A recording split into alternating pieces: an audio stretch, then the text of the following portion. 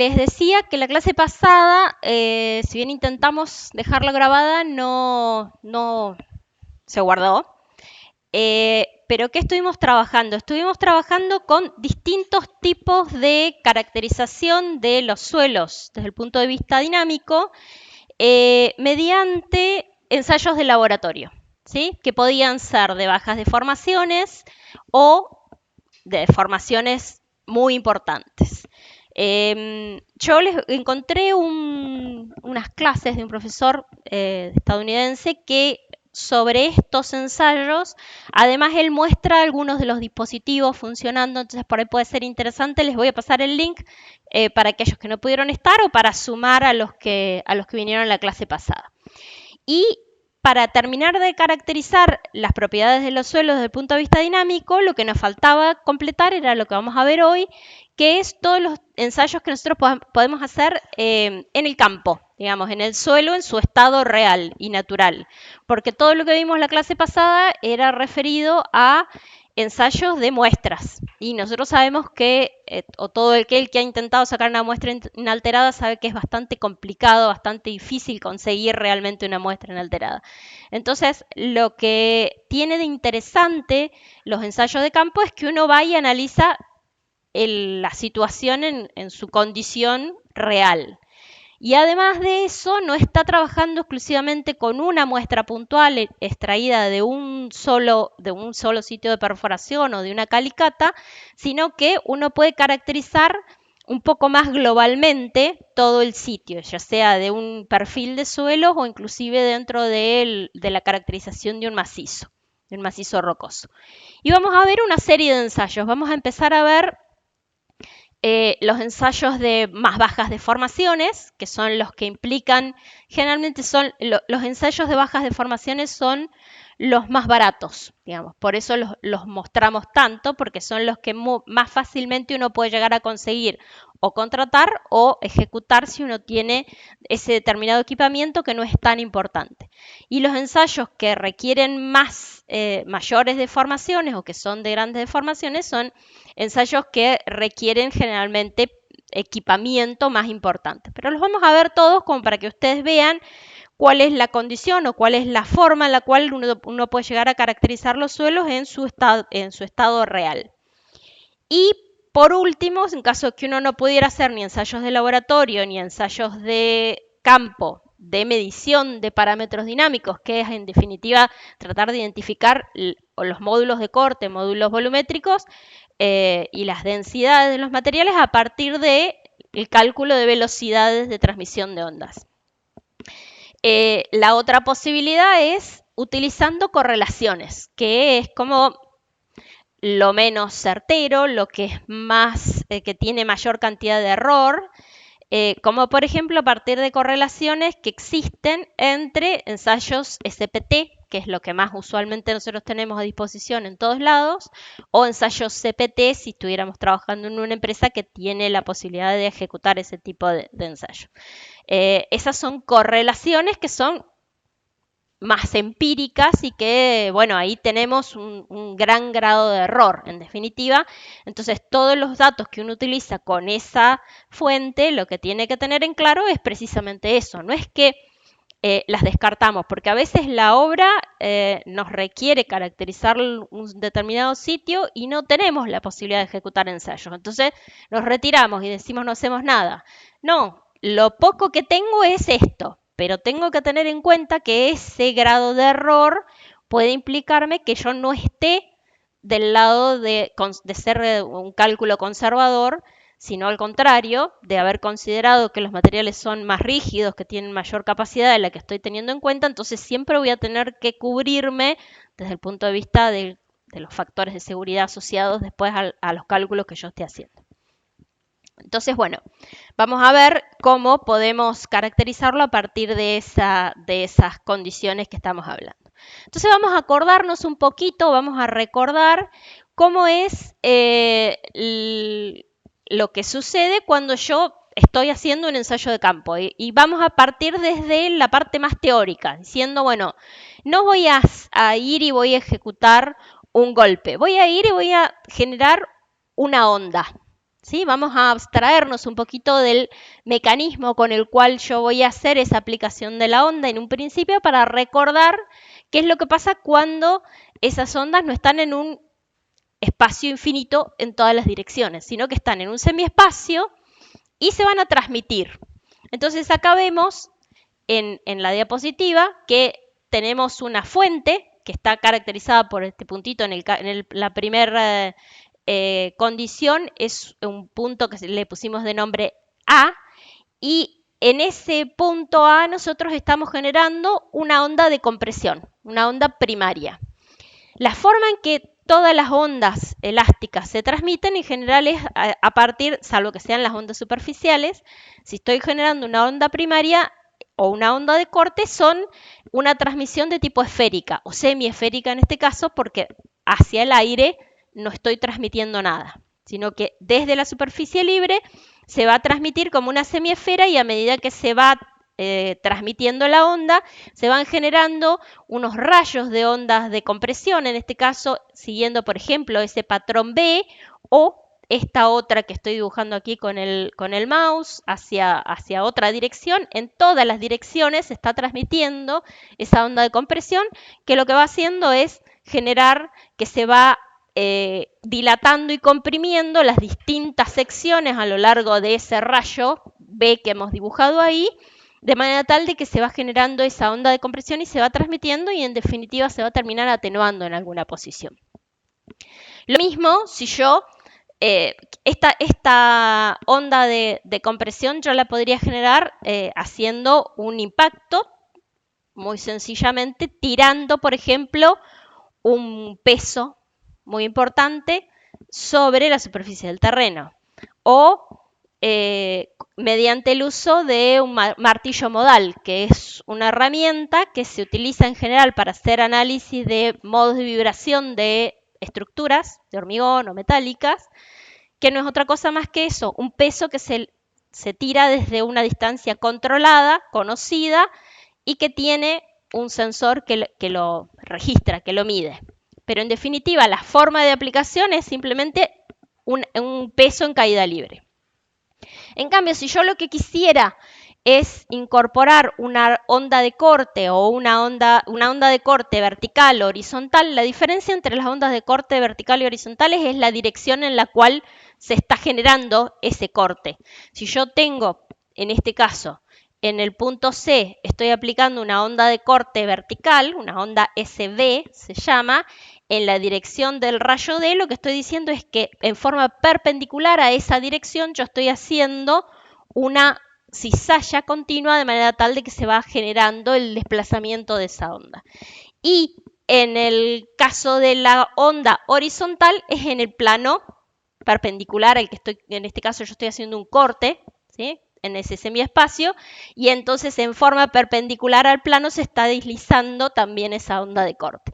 A uno le voy a llamar B, al otro le voy a llamar H. Son ondas de corte, bien digo, que se transmiten en forma perpendicular a la dirección de aplicación de la carga. Sí.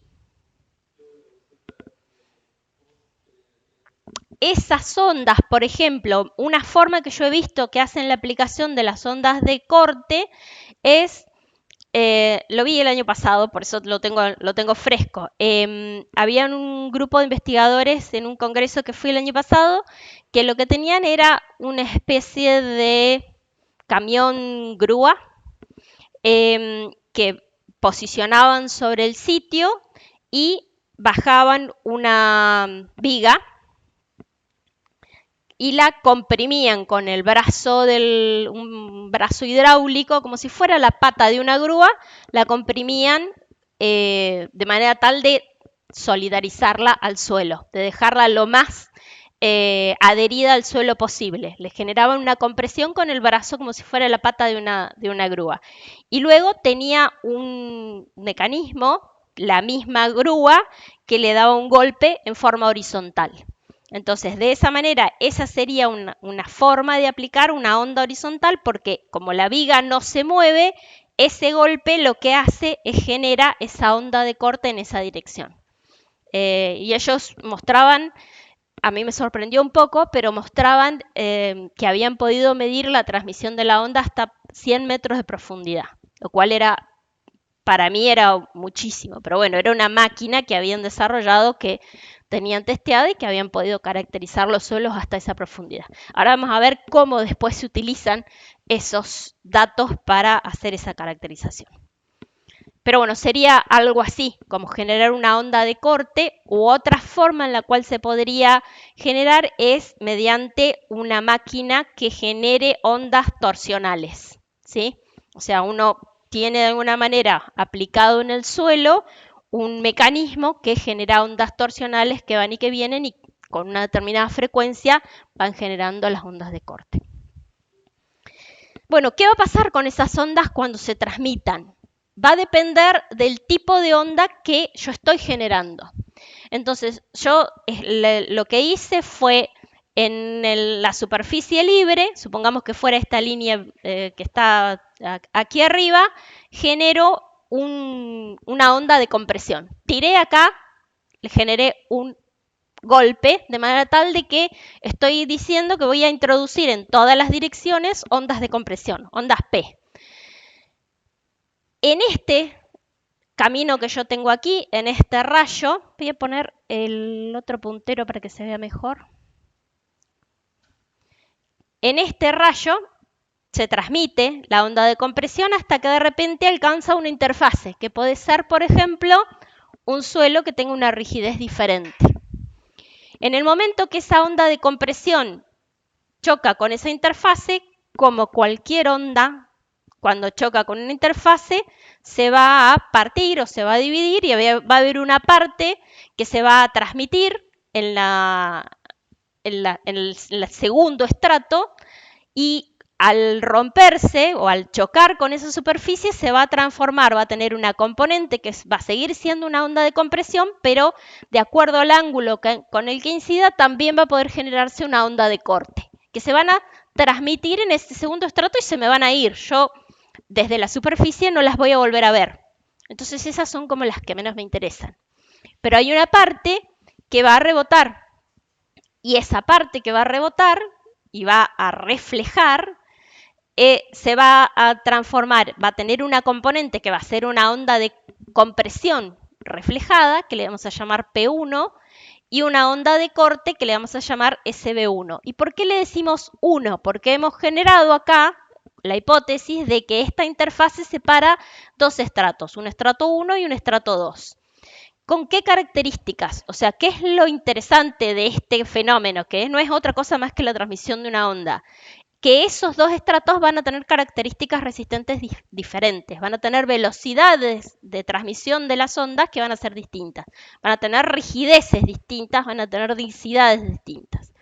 Entonces, lo primero que vamos a decir, bueno, va a incidir con un determinado ángulo en esa interfase de acuerdo a la posición en la cual yo haya hecho el ensayo, y va a reflejar y va a refractar con dos ondas que van a tener determinados ángulos. Y como cualquier onda que choca con una interfase, va a cumplir con las leyes de refracción de ondas, que es que el seno de la onda incidente respecto de la velocidad de la onda original, la onda de compresión en el estrato 1, va a tener la misma relación o va a cumplir con la misma relación que el seno del ángulo reflejado de la onda de compresión.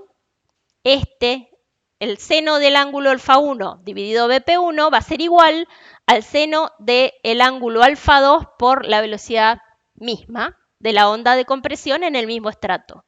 Y también va a ser igual al seno del ángulo de la onda de corte reflejada, y también va a cumplir con la relación de Snell de las ondas reflejadas e incidentes de las ondas que se me van en el estrato 2. Pero la verdad es que esas no me interesan tanto porque no las voy a poder registrar. Entonces, la información más interesante sería esta, que la relación que hay entre el ángulo incidente y la velocidad de propagación va a ser igual a el de la onda reflejada de compresión y de la onda reflejada de corte.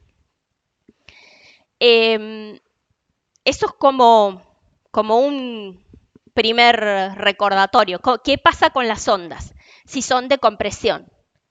En cambio, si son ondas de corte horizontales, lo que va a pasar es que solo la onda de corte horizontal solo se va a transmitir, o sea, se va a refractar y se va a reflejar en ondas de corte, ¿sí? Entonces solo voy a poder tener esta relación que es entre el seno del ángulo de la onda de corte incidente y su velocidad de transmisión en el estrato 1 respecto de la onda reflejada en el caso de la refractada y de la reflejada, porque este ángulo va a ser igual a este, ¿sí? Entonces, esa condición lo que me implica es que voy a tener menor cantidades de posibilidades de patrones de ondas si yo genero ondas de corte. Por eso, muy usualmente, solo se aplican este tipo de ensayos a ondas de corte, ya sean horizontales o las verticales. Las ondas de corte verticales lo que tienen es que también se reflejan y se refractan en ondas de compresión y de corte. Pero la relación de las ondas es siempre la misma. Entonces, ¿para qué nos serviría esto? Me parece que me pasé una. No, ¿para qué nos serviría esto? Supongamos que yo tengo una superficie libre y voy a poner mi fuente de generación de ondas en el punto A. Y voy a, además de generar, supongamos que voy a generar con un impacto. Además de generar con un impacto, porque voy a hacer con una onda de compresión, voy a tener un sensor en un punto B a una determinada distancia que va a recibir esa onda. Lo que hicimos en el ejercicio 1, 2, no recuerdo del práctico, ¿sí? ¿Qué es lo que va a hacer la onda?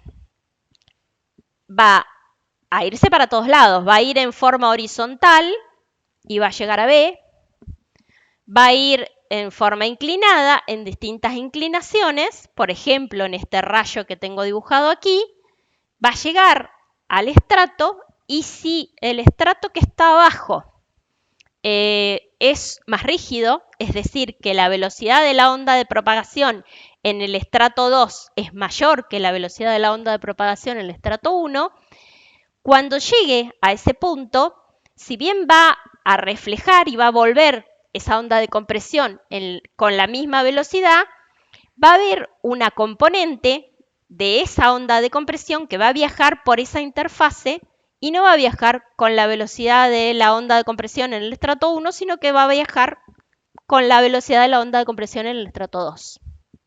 Se me va a acelerar. Entonces, esa particularidad va a hacer que si yo pongo un tercer sensor en este punto que tengo aquí, es posible que, dependiendo de la distancia, este rayo viaje con la velocidad de la onda de propagación del estrato 1, se me acelere, viaje con la velocidad de propagación del estrato 2 y vuelva a salir y yo lo registre en este punto con la velocidad de propagación del estrato 1. ¿Cuándo va a pasar eso? Cuando yo haya superado una determinada distancia crítica, porque si yo estoy muy cerquita, siempre va a ser más rápido llegar de acá a acá que hacer este camino, tac, tac y subir. Va a haber un punto en el cual ese tramo de aceleración de la velocidad en esa interfase le va a permitir acelerar y ganarle a la velocidad de la onda que viaja simplemente en forma recta por el estrato 1. Entonces, con ese concepto se desarrolló el ensayo de refracción sísmica, que lo que nos dice es, si yo tengo un receptor que está muy cerquita, en el punto B, el tiempo de propagación es la distancia a la cual yo tengo ese sensor dividido esa velocidad de propagación en el estrato 1. Y va a ser el primer arribo que voy a encontrar siempre. Si yo voy corriendo mi sensor, va a llegar un punto en el cual ese tiempo, yo conociendo la distancia, puedo calcular la velocidad muy fácilmente, tiempo sobre distancia. En cambio, si está muy lejos, va a viajar primero haciendo este camino, va a bajar esta profundidad Z, va a llegar a ese punto C, se va a acelerar, va a viajar por el interfase del estrato 1 o 2 con la velocidad de la onda de propagación de compresión del estrato 2, que es mayor, y va a volver a subir y lo voy a alcanzar a ver antes que viaje en un patrón recto de arribo inicial. Entonces, va a ser este viaje, yo conociendo esto, la distancia que voy a encontrar es tal que yo lo que necesito es saber cuál es ese ángulo crítico en el cual el camino de la onda refractada es más rápido y llega primero antes que el arribo directo. Si la distancia es menor que esa distancia crítica, que es simplemente aplicar esta ecuación y despejar la velocidad de la onda en los dos estratos. Si esa distancia a la cual yo tengo el sensor es menor que la distancia crítica, la onda de compresión va a encontrar siempre el primer arribo con la distancia directa. Y si no, va a ser el camino a T a C, T CD y T de G para llegar al punto final. Entonces, si yo lo encuentro cuál es ese primer arribo, lo que voy a encontrar es cuál es la distancia o cuál es ese ángulo de incidencia en el cual llego con el camino de la onda reflejada, que es lo que a mí me interesa, porque esa onda reflejada me va a permitir a mí calcular cuál es ese tiempo en el cual ambas ondas llegan en simultáneo y me permite, como depende de las velocidades de las ondas de corte, me permite calcular cuál es la potencia de ese estrato a partir de simplemente conocer las velocidades en ambos estratos y ese ángulo crítico. Entonces, en la práctica, ¿qué es lo que yo voy a hacer? Yo voy a colocar una serie de sensores y voy a generar mi impacto, mi onda de compresión en mi fuente. Entonces, lo primero que yo voy a encontrar es un punto que lo voy a encontrar acá, ¿sí? Cuando tenga el sensor muy cerquita. Ya sea que yo tenga muchos sensores, voy a mirar el primer sensor, después el segundo, después el tercero y así sucesivamente, o tengo en forma repetida la carga aplicada de la misma manera y voy corriendo mi sensor si soy muy pobre y voy registrando los distintos tiempos. Entonces, supongamos que no somos tan pobres y que tenemos una serie de sensores que van a estar equispaciados, ¿sí? Los voy a tener todos separaditos y yo voy a conocer esa distancia, entonces lo único que voy a hacer es registrar el tiempo de ese arribo. Voy a encontrar el primer sensor que está cerquita, va a tener arribo directo. El segundo no va a ser exactamente todo sobre la línea, así como cualquier ensayo va a estar quizás un poquito más arriba, un poquito más abajo, pero me va a permitir ir generando esa pendiente que no es otra cosa más que la velocidad de la onda de compresión en el primer estrato. Hasta que de repente, para un determinado punto, yo sigo registrando de la misma manera, ¿sí? El ensayo es totalmente ciego, no conozco nada más que el arribo de la onda y la distancia a la cual yo coloqué los sensores. Entonces de repente se me cambia esa pendiente, que se corresponde con la velocidad de la onda de compresión en el segundo estrato. Entonces, lo que me permite a mí es encontrar esta segunda pendiente, que yo sé que es la inversa de la velocidad de la onda de compresión en el segundo estrato. Si yo extrapolo esa pendiente hacia la distancia cero, encuentro cuál es el tiempo crítico en el cual se me va a generar el mismo arribo en una condición que en el otro. Y para ese tiempo inicial o del primer arribo, yo puedo calcular entonces cuál es, a partir de esas velocidades que acabo de medir, esa distancia z a la cual se encontraba ese estrato horizontal. ¿Sí? No es tan complejo, requiere generar una onda repetitiva o generar una onda de compresión y medir en una serie de sensores cuál es el tiempo de arribo y calcular estas dos pendientes de manera tal de identificar cuál es la profundidad a la cual yo estoy encontrando ese rebote. ¿Sí?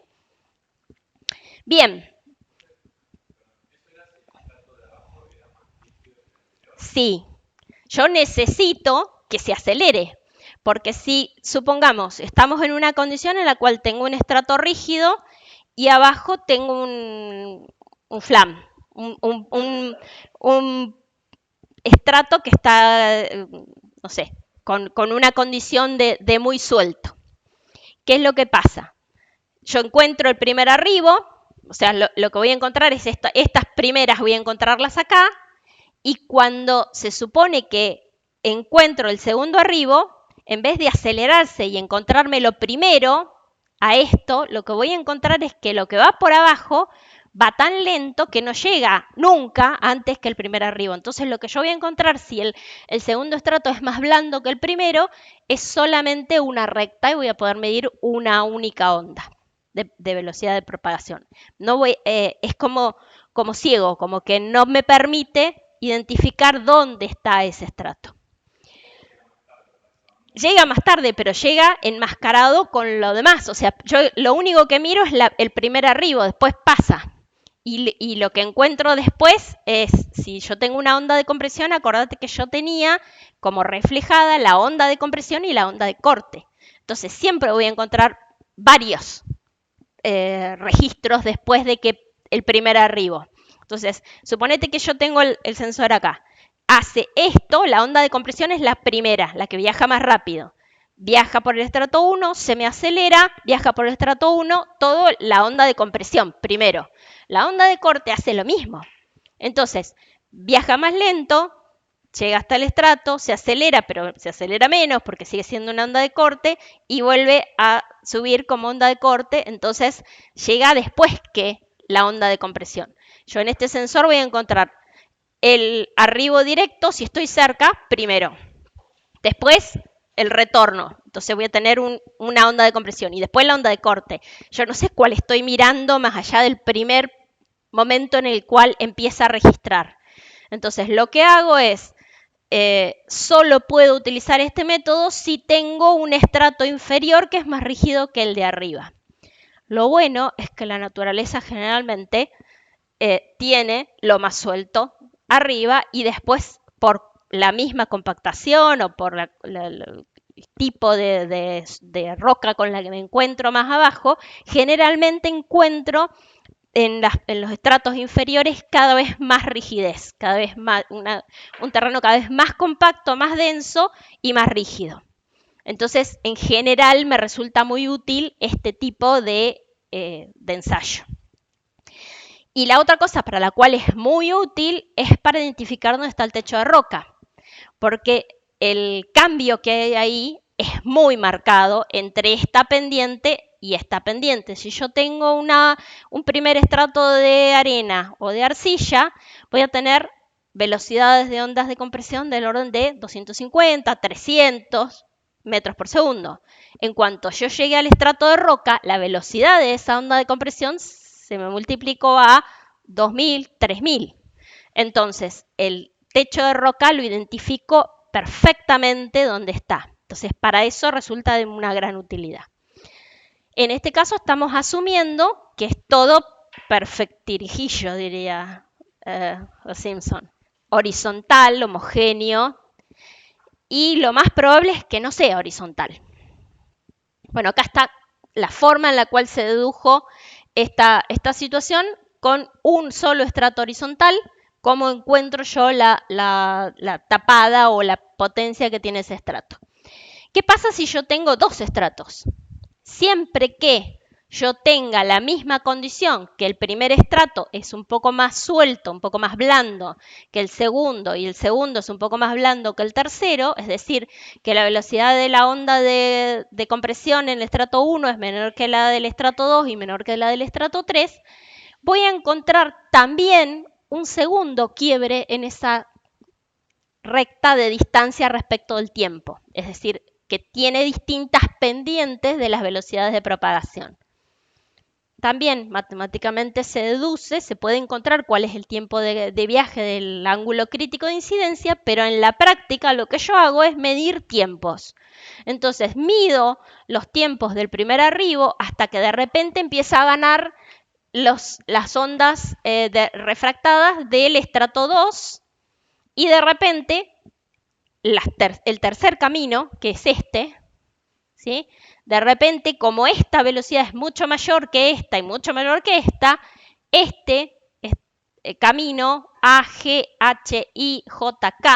es más rápido en una determinada distancia que el del ACDE y más rápida que el primer arribo, acá. ¿Sí? ¿Por qué? Porque tengo un booster de energía en cada uno de esos estratos que me hace que la onda viaja con una velocidad mucho mayor. Y por eso llega antes. Y lo que efectivamente veo es eso.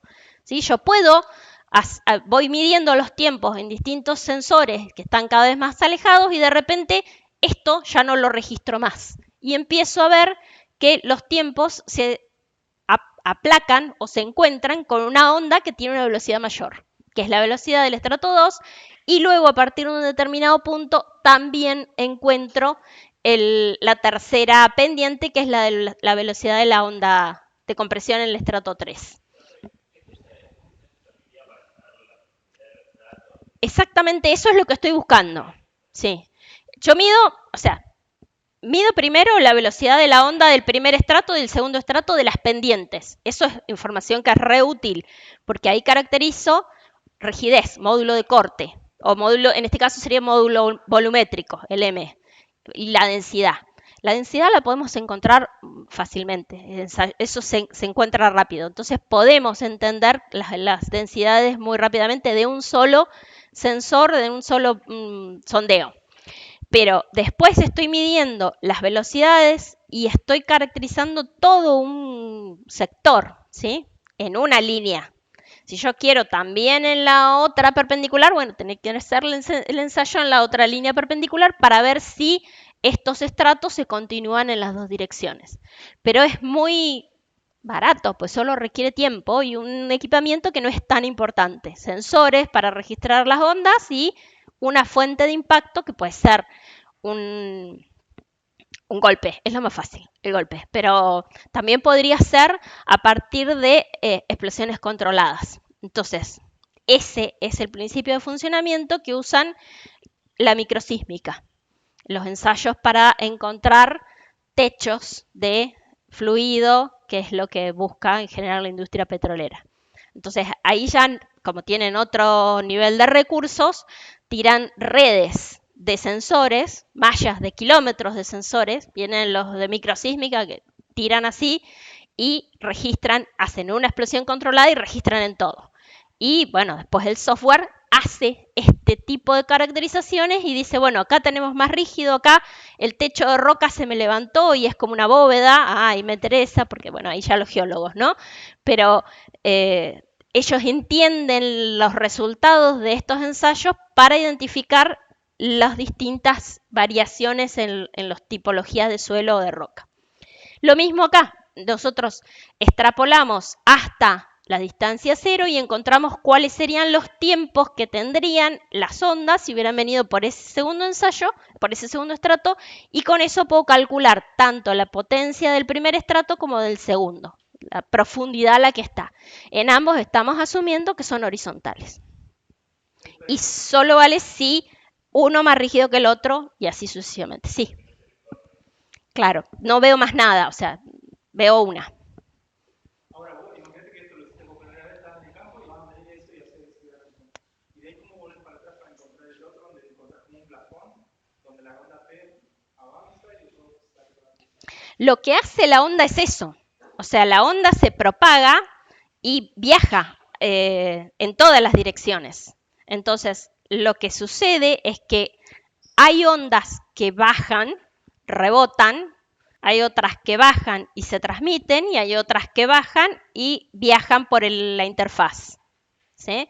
Y de repente esa onda que está viajando por la interfaz, en cada uno de los puntos en los que está viajando también saca una onda que rebota por el estrato 1 y otra que se transmite y otra que sigue por la interfaz. Todo el tiempo está haciendo eso, porque lo que está haciendo la onda es transmitirse en forma esférica para todos lados. Lo que pasa es que yo me enfoco en la que baja. A ver dónde está. No, me estoy yendo para el otro lado. Me estoy spoileando. En la que baja, yo me enfoco en la que baja, se transmite y después en algún determinado momento sube. O sea, cuando pasa eso, porque una de las ganó, digamos, de todas esas que están Claro, yo las estoy mirando todas. ¿Qué es lo que está haciendo? La onda está haciendo una burbuja. Entonces, hay un camino que baja, choca y se me mete en el suelo y la perdí. No la veo más. Hay otra que baja, choca y rebota.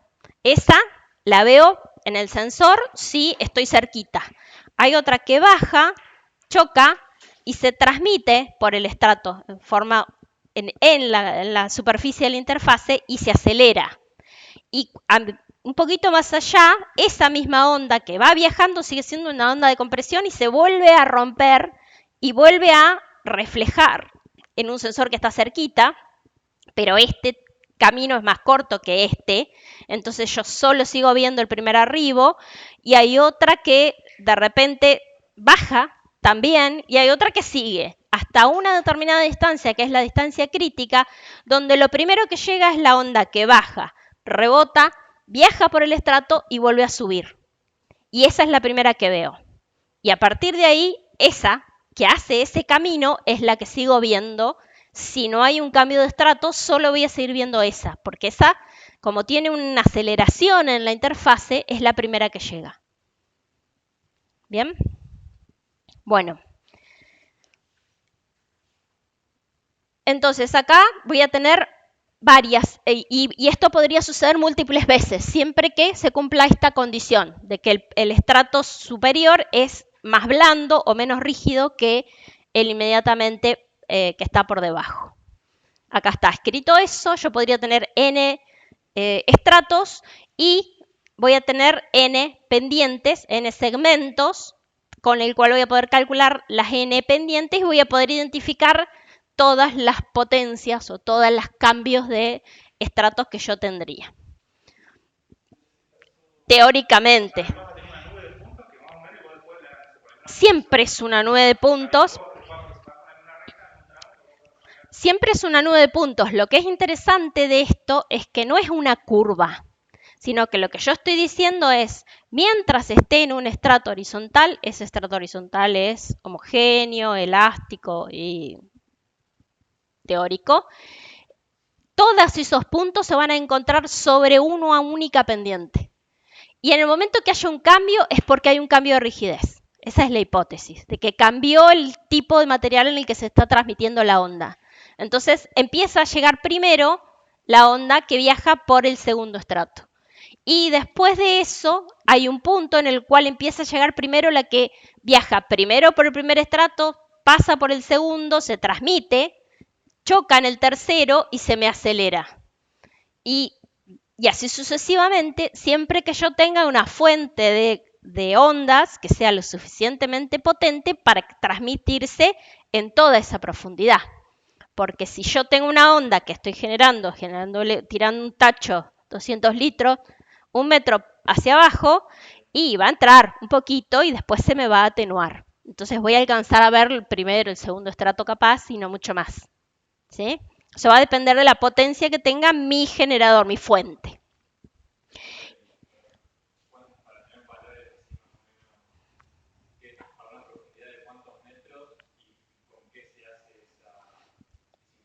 Hay un millón de variables ahí, un millón de posibilidades. Yo he visto hacer ensayos de este tipo con un martillo modal que tiene un peso de unos 150 kilos, no es una cosa tan potente, y se medían hasta 10 metros de profundidad aproximadamente, y se podían identificar los estratos que hubieran en ese rango.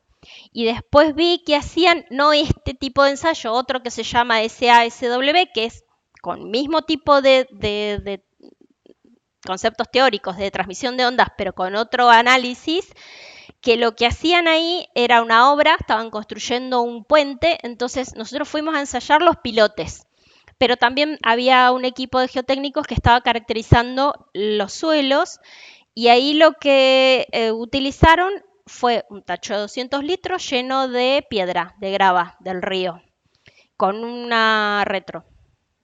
Y lo levantaban así, tenía un mecanismo autosustentable el tacho, sí, lo agarraban con la pala así y volcaban la pala y eso caía y hacía un tremendo estruendo, porque lo levantaban, no sé todo lo que daba la pala, no sé, 2, 3 metros, no sé cuánto era, pero lo levantaban muy alto, entonces tenía mucha energía potencial y mucho peso y daba un golpe fuerte y eso vi que se transmitía hasta, creo que habían encontrado un perfil de 35 metros de profundidad.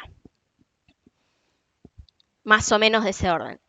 Después, la geosísmica con explosiones, yo sé que entran muchísimo más.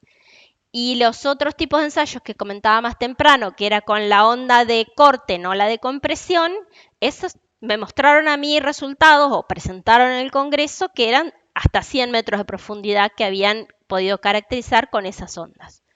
O sea que pero eso era un camión, o sea, un señor camión que venía y hacía toda la aplicación de esa carga. Era una cosa muy, muy potente. Hablas de la profundidad, por ejemplo, 10, 100 metros.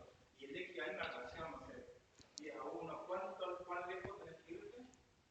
Porque a medida que vas para abajo, tenés como un fenómeno que te va creando los Eso que yo vi hacer, porque yo no he hecho demasiado yo personalmente, pero esos que yo vi hacer, que eran los del SACW, que eran como de 35 metros, tenían sensores que eran todos cableados y tenían unos, los más lejanos, a 50 metros de distancia.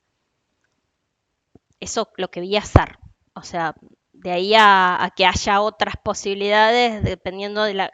Porque el juego acá es la carga aplicada y después la distancia a la que pones los sensores. Y lo que hicieron ahí es que corrían después el equipo de sensores a otro tramo un poco más allá. Entonces quizás todos esos resultados juntos les permitió caracterizar el perfil en profundidad. Pero ellos tenían bastantes sensores, tenían, no sé, 10 sensores creo que tenían. Bueno, ¿qué pasa cuando no es tan lindo, cuando no tengo una cosa horizontal? Porque los suelos en general no quieren quedarse tan horizontales como la teoría dice. Bueno, si nosotros suponemos que nuestra interfaz entre esos dos estratos no es horizontal, sino que tiene un ángulo de inclinación beta, ¿sí? Nosotros podríamos hacer el mismo tipo de análisis a partir de las mismas relaciones, ¿no? Relación de transmisión de ondas y de los ángulos de incidencia y de reflexión y esas características que tienen las ondas cuando rebotan, y podríamos hacer desde este punto, asumiendo que nuestro primer arribo va a ser el arribo directo, después va a viajar por el primer estrato, va a chocar en este punto y va a haber un determinado lugar en el cual voy a encontrar primero el ángulo de incidencia. Yo podría hacer eso y no me daría nunca cuenta de que el estrato está inclinado, porque lo que va a pasar es que al estar inclinado va a tener un tiempo de viaje, una distancia de viaje que va a ser mayor, pero yo lo desconozco a priori. Entonces, cuando yo haga mi curva de caracterización, a ver si no tiro todo. Tengo. Sí, cuando eso iba a buscar. Cuando yo haga mi curva de caracterización, desde poniendo mi sensor en el punto A, ¿qué es lo que va a pasar? Yo voy a tener mi curva y voy a empezar a ver mis puntitos y voy a poder trazar mi primera pendiente en el primer estrato y después voy a tener, que se me va a cambiar la pendiente, y voy a tener mi segundo estrato, ¿sí? Y para mí ese ensayo es exactamente igual al que habíamos visto antes. No tengo forma de saber que esto en realidad está inclinado, porque es como que mi superficie, si el estrato estuviera inclinado, sería esta. Y el tiempo de viaje va a depender de las características de las velocidades de los suelos. Entonces, ¿qué inventaron para tratar de identificar esta condición? Dijeron, bueno, supongamos que nosotros obtenemos este perfil a partir de tener la fuente en el punto A y encontramos que en toda esta zona nosotros tenemos un primer sector donde tenemos la primera velocidad de la onda de corte y después la segunda, la onda de compresión. Bueno, pero debería ser, si el estrato fuera efectivamente horizontal, absolutamente simétrico. Si yo me paro del otro lado y hago el ensayo, me tendría que dar una cosa absolutamente, yo voy a tirar todo en cualquier momento, una cosa absolutamente simétrica para el otro lado. Entonces en ambos puntos yo tendría las mismas pendientes y las mismas distancias con la misma tapada. Como no es la realidad, cuando hacen ese tipo de ensayo poniendo la fuente en el punto E en vez de en el punto A y miden desde la derecha hacia la izquierda, se encuentran que esa segunda pendiente es distinta, ¿sí? Entonces hay una asimetría en esta tapada, que es precisamente la que yo estoy calculando, haciendo el cálculo desde el punto E hacia el punto A, que es distinta de la que encuentro cuando hago el cálculo desde A hacia E. Entonces, lo que se termina concluyendo cuando uno hace este ensayo desde ambos extremos de esa zona que estoy tratando de caracterizar, es que es posible encontrar también cuál es el ángulo crítico de incidencia y calcular para ambas condiciones cuál sería la tapada en un determinado punto y en el otro. Si yo me voy a este extremo, encuentro la tapada en el punto más lejano desde la fuente, y si me voy a este otro, me voy al punto más extremo desde la otra fuente. Entonces puedo encontrar ambas tapadas, ambos superficies o ambas profundidades a las cuales yo voy a calcular a partir de la extrapolación desde una fuente y desde la otra. Si yo tengo la fuente en el punto A este le pusimos el tiempo de arribo inicial derecho y a este el tiempo de arribo inicial izquierdo, es decir, cuando voy desde E hacia A. Con este calculo una tapada, con este calculo la otra y con eso puedo calcular mi pendiente. Me faltó ese dibujito, no está acá, pero yo puedo calcular este Z de un lado con este cálculo, con este TI, calculo la profundidad en el extremo asumiendo que tengo la fuente en A, este Z, y con este segundo TI, que a este le pusimos U y a este le pusimos D, con este segundo TI calculo el Z 2', acá este le llamamos prima, este 2', y puedo trazar mi ángulo de inclinación del estrato, ¿sí? Ya no me pidan múltiples estratos no horizontales porque ahí ya es un merengue. No es capaz este ensayo, que es tan sencillo como hacer un impacto, generar una fuente de ondas y medir tiempos de propagación para múltiples estratos con distintas inclinaciones. No es capaz de identificar eso. Pero sí podemos identificar la tapada en ambos extremos o en un punto intermedio. Si yo quisiera saber en un punto intermedio cuál es la tapada que tengo aquí, tendría este delta de tiempos de arribo que me permitiría calcular cuál es esa tapada si ese fuera un estrato que no fuera con una única pendiente. Bueno, el mismo tipo de análisis se puede hacer no con los ángulos refractados, sino con los reflejados únicamente. En la primera parte yo podría, con el tramo más cercano, identificar dónde se me sale del tiempo de arribo inicial y empiezo a ver este ángulo de la onda que incide y la que refleja. Pero este es mucho más limitado, sí me permite calcular la potencia, es con la misma información, nada más que usando la otra onda, no la onda que viaja por la interfaz, pero me permite calcular cuál es la profundidad de ese estrato. Bien, lo mismo cuando tengo la estratificación inclinada. La misma condición, nada más que en vez de mirar la onda que está refractada, es decir, la que se transmite por la interfase, estoy mirando únicamente las ondas reflejadas. Y hago el mismo tipo de cuentas. Otro tipo de ensayos son los que utilizan las ondas superficiales, ¿sí? De estos son los que son por ahí más recientes, más tecnológicamente utilizados, que son el SASW, que es Spectral Analysis of Surface Waves, o el MASW, que no sé qué significa la M. Pero son dos formas o dos tecnologías que nos ayudan a nosotros, a partir del análisis de las ondas superficiales, las de Rayleigh, calcular las posiciones de los distintos estratos. El SASW tiene el problema de que no puede ser utilizado en ambientes donde haya mucho ruido, donde haya muchas frecuencias de vibración. Entonces, en general, en ciudades o donde hay fuentes de perturbación, escucha mucho ruido y no se puede sacar resultados razonables. El otro es más estable en esa condición, pero los equipos entiendo que son más caros. No he trabajado nunca con uno.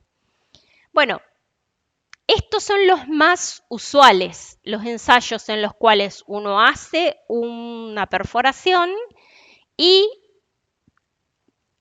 con distintas combinaciones de donde pongo la fuente y donde pongo el receptor, tienen el nombre de el downhole, el uphole, el crosshole, ¿sí? ¿Qué significa downhole? Yo hago mi sondeo y hago mi SPT y hago mi caracterización del estrato, lo que hago generalmente.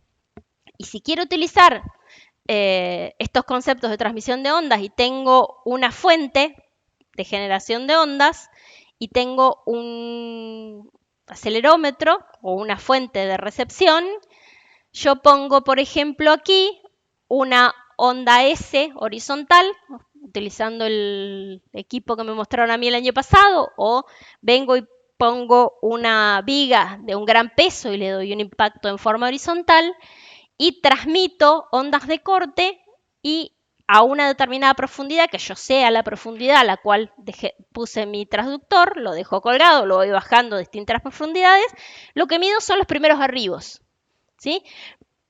Pero ¿cuál es la diferencia conceptual más importante? Que estoy metiéndome en el estrato. En el otro solo tenía los sensores en superficie y eran todas elucubraciones y conceptos teóricos de transmisión de ondas. Acá es primer arribo. Solo mido el primer arribo y voy bajando el sensor y voy midiendo la velocidad de propagación en ese primer estrato en el cual está bajando la onda y de repente la velocidad a la que voy a encontrar, siempre voy a medir distancia, ¿no? Esta distancia va a ser un valor conocido, que es la profundidad a la que tengo el sensor, y el tiempo que tarda entre que yo largo la fuente, larga la onda y que la registro en el sensor. Con eso voy a encontrar un punto. Luego voy a encontrar otro, luego voy a encontrar otro, simplemente como un delta de espacio sobre tiempo. Hasta que llega un punto en el cual va a haber un cambio en este suelo y va a haber un cambio en la velocidad de la onda, ¿sí? Voy a tener otra pendiente. ¿Qué tiene interesante esto? Por un lado, me va a encontrar estratos más blandos y estratos más rígidos, y de vuelta uno más blando y de vuelta uno más rígido. Son simplemente cambios en estas pendientes. Voy a encontrar una así, después una así, después una así, ¿sí? No le importa nada, porque lo que hace la onda es viajar. ¿Qué es lo que hace? Primero, en este primer estrato, viaja directo. Después acá, viaja con una velocidad, un tramo, y después se mete en la otra. Y cambia. Puede ser más blando. No importa, va a cambiar. Si fuera todo el mismo estrato, llegaría con la misma velocidad de la primer pendiente. La contra, que tengo que hacer el pozo. Tengo que hacer el sondeo, ¿sí? Entonces, todo tiene sus pros y sus contras.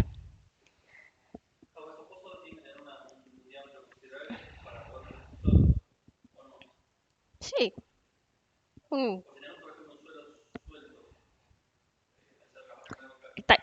Claro, están encamisados. O sea, en general, cuando es un suelo que está muy blando, se encamisa el suelo y vos lo que haces es bajás el sensor, llenás de fluido, por ejemplo, y ahí en vez de hacer una onda de corte, le pones una onda de compresión, o sea, haces un impacto. y lo que estás registrando en vez de la onda de corte sería la onda de compresión. Pero el tipo de ensayo es el mismo. ¿Por qué digo la de onda de compresión? Pues si lo llenaste de fluido, la onda de corte no la va a ver nunca.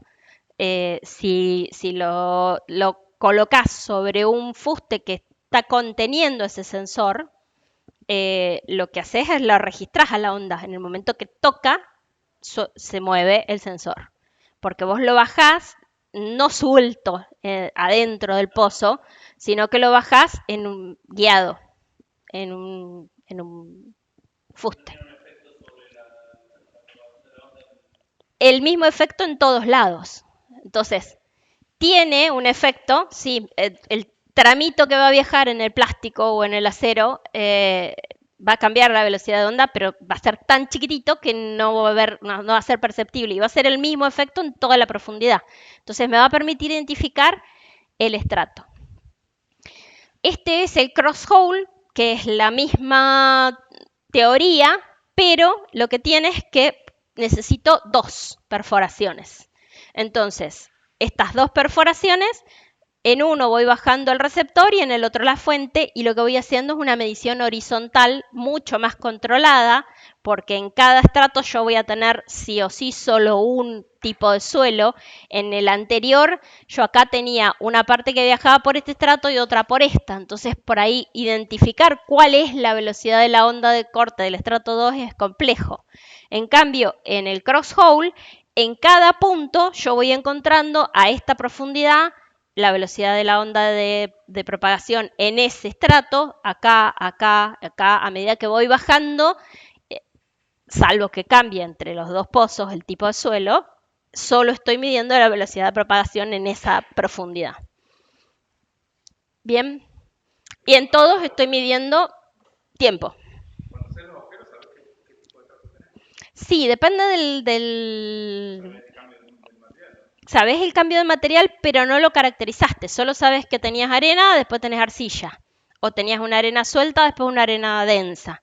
Pero para medir las características, lo que necesitas es, o sea, ¿qué es lo que estamos obteniendo en todos los casos como resultado? La velocidad de transmisión de la onda. Si es una onda de corte, el módulo de corte.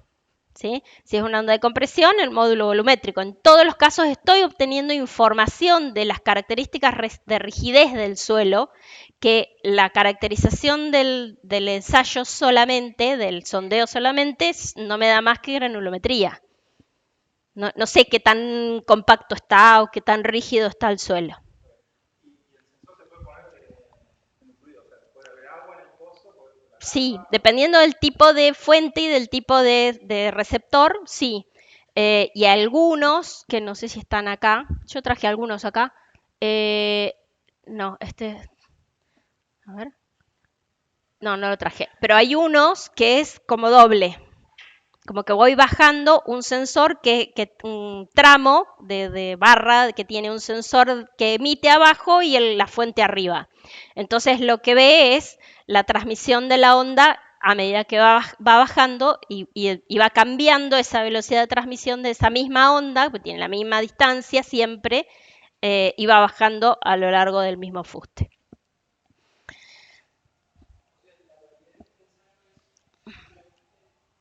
Entre los dos pozos. Yo he visto hacer este mismo tipo de ensayo en hormigón, en un pilote de un diámetro de 1,50, nada más que no lo perforaban, sino que antes de colarlo le dejaban unos cañitos, unas mangueras, eran caños de plástico, en distintas posiciones enfrentadas. Entonces, bajaban el sensor en uno y el receptor en el otro y medían la velocidad de propagación de la onda a lo largo de este rayo y verificaban integridad, en ese caso, del pilote. Y después, en esta otra dirección y en esta otra, y así sucesivamente, hasta que hacían un barrido en toda la altura del pilote. Era un pilote importante, pero es esa misma tecnología, digamos, un ensayo cross-hole en hormigón en ese caso. Bien. Entonces los resultados que obtenemos es algo parecido a esto, ¿sí? Yo voy bajando, voy encontrando la velocidad de la onda de corte en este caso en el primer estrato Después cambia porque es un estrato que es una arena más limosa. Acá era una arena que era mucho más rígida. No, esta es más rígida, porque tiene una velocidad mayor. Y acá, entre esta y esta, prácticamente no encuentra diferencias, ¿sí? Siempre estas rectas son extrapolaciones, son todos puntitos, pues son todos ensayos puntuales que uno va haciendo.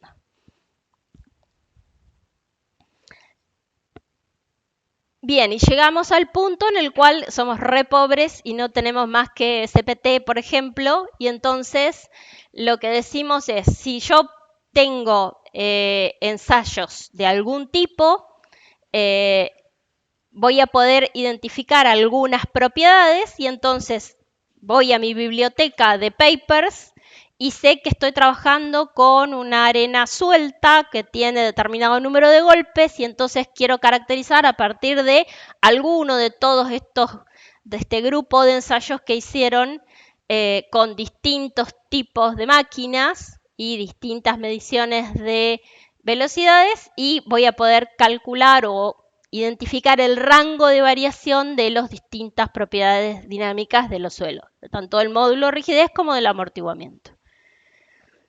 Entonces, por ejemplo, hay correlaciones entre el módulo de corte y el amortiguamiento, ¿sí? que es esta la ley que han utilizado, a partir de ensayos, en este caso son de columna resonante.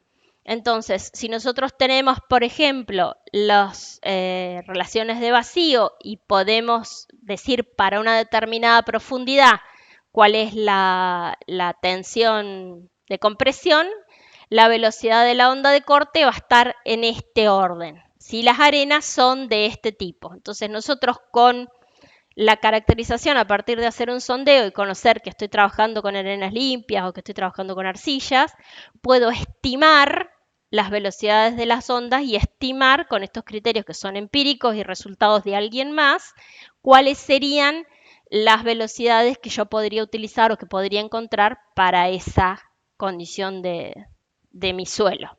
Pero voy a tener un resultado que va a tener mucho scatter, mucho ruido, puedo estar conservador o no. ¿Sí? Sabiendo eso, pero no tengo más recursos, puedo utilizar estas ecuaciones para calcular cuáles son las velocidades de las ondas de corte. Y a partir de eso puedo calcular los módulos de corte para los distintos tipos de arena. Por ejemplo, acá tengo para las arenas de grado redondeado, tengo estas leyes de módulo de corte. Y las que son más angulares, tengo estas otras. Son todos criterios empíricos y lo único que tengo que hacer es calcularme cuál sería la tensión efectiva en ese punto. Con una serie de hipótesis, ¿verdad? Que tengo el ángulo de fricción, que el ángulo de coeficiente de presión lateral en reposo lo estimo como 1 menos el seno del ángulo de fricción. Y en función de eso calculo el módulo de corte máximo. No sé si se recuerdan que los otros días hablamos de que el módulo de corte tenía un valor máximo para la condición estática no deformada. El módulo de corte máximo, si lo dividimos, o sea, el módulo de corte dividido el módulo de corte máximo, valía ese valor 1 para una deformación nula y luego a medida que incrementaba la deformación iba perdiendo rigidez, esta era la deformación de distorsión, y a medida que yo tenía deformaciones cada vez mayores, este módulo de corte se me iba ablandando. Entonces lo que voy a calcular acá es este valor, el máximo. Esto es otros tipos de relaciones empíricas a partir de otros paquetes de ensayos, estos son IDRIS, que dependen de la densidad relativa. ¿Sí? Yo conozco la densidad relativa de mis materiales, calculo este coeficiente K2 máximo y con eso calculo el módulo de corte máximo. Y entonces puedo construir de alguna manera estas curvas. Estas son para arenas de este módulo de corte en función de la deformación de distorsión y el amortiguamiento también dependiendo del mismo parámetro K2. En definitiva, es a partir del nivel de deformación y de la presión de confinamiento efectiva que yo voy a calcular en cada uno de estos puntos. También existen a partir de SPT, yo les decía, si yo tengo el número de golpes corregido, ¿sí? Una vez que lo he normalizado en función del tipo de máquina que se ha utilizado, calculo el número de golpes, la presión de confinamiento y hay relaciones empíricas que nos permiten estimar el valor del módulo de corte máximo. Eso va a tener un rango de variación, ¿sí? Estos son otro tipo de materiales, en este caso son gravas bien graduadas. Entonces, para las gravas bien graduadas también tenemos criterios empíricos. Hay algunos que son más conocidos que otros. Todo lo que venga en general del grupo de investigadores de SID tiene una trazabilidad y es como muy aceptado por la comunidad geotécnica. Entonces, utilizar este tipo de correlaciones, uno dice, se utilizará correlación de tal trabajo de SID que se corresponde con los tipos de materiales que estoy utilizando, porque no puedo hacer ensayo. Y bueno, y uno tiene que blanquear de dónde salieron esos datos, porque ese tipo de ensayos tiene su validez, pero no son los materiales que nosotros tenemos, ciertamente, son algunos que son medios parecidos. ¿Qué más acá? El amortiguamiento también en los mismos tipos de materiales y en las arcillas tenemos como una variable adicional el grado de sobreconsolidación. Entonces, primero vamos a tener que identificar el grado de sobreconsolidación que tienen las arcillas que yo estoy tratando de caracterizar, la relación de vacíos, el confinamiento, y con eso voy a poder estimar el módulo de corte máximo. También está este coeficiente K en las arcillas, pero en este caso no depende del confinamiento, sino que depende ni de la relación de vacío, depende del índice de plasticidad. Entonces, voy a poder caracterizar mínimamente mi material específico y con eso calcular o estimar cuál sería el módulo de corte máximo que voy a tener en mi arcilla, que voy a utilizar en mi modelación después o en mis cálculos. Bueno, estos son todos los paquetes de ensayos que ellos hicieron en distintas condiciones, para distintas condiciones de relación de vacío, distintas relaciones de sobreconsolidación, y por eso pudieron encontrar tanto las ecuaciones de correlación de módulo de corte como de amortiguamiento, también dependiendo de las mismas condiciones de caracterización de las arcillas. Estas son arenas ligeramente cementadas, o sea, hay como para buscar bien en lo que yo estoy trabajando, dependiendo del tipo de material con el que yo voy a trabajar, voy a poder estimar estos parámetros porque hay correlaciones para todos ellos.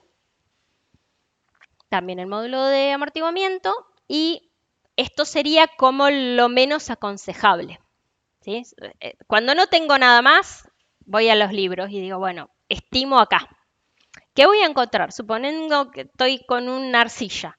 Tengo unos estratos de arcilla que voy a utilizar y necesito caracterizar dinámicamente. No tengo ningún tipo de ensayo. Bueno, por lo menos le voy a ir a poder hacer un platito de casa grande, sacarle los índices de plasticidad, estimar un grado de sobreconsolidación, que no es nada sencillo, y voy a decir, estos son mis materiales y voy a utilizar una fuente que sea aceptada en el momento que voy a hacer el cálculo, porque esto va cambiando. Entonces voy a tener que hacer una búsqueda a ver si no hay alguna investigación de este mismo grupo o de uno que trabaje en los mismos temas que sea posterior y que sea como aceptada por la comunidad. Y voy a decir, bueno, voy a estimar mis parámetros resistentes a partir de esto. Si tengo un poquitito más de acceso o mi obra tiene un poco más de recursos porque es una obra de magnitud y probablemente voy a poder hacer un cross-hole, voy a poder hacer un down-hole, uno de transmisión de ondas, esos son baratos. O sea que voy a poder hacer, aunque sea una estimación inicial de algún sector, y con eso voy a poder caracterizar con mayor solvencia. Si es una obra muy importante, voy a tener un laboratorio dedicado con mis máquinas de ensayo, con mi equipo de geosísmica que venga y me dé los resultados de lo que yo voy a utilizar. Todo depende de la criticidad de la obra, del riesgo que implique, que falle, que no falle y de los recursos que están asociados a eso. Bien, eso traía yo hoy y voy a subirles un link con los de la clase pasada. En realidad no es lo de la clase pasada, no es lo que yo dije, pero él cuenta estos tipos de ensayos y lo que tiene interesante es que muestra cómo son los equipos, que por ahí yo traía algunos esquemas,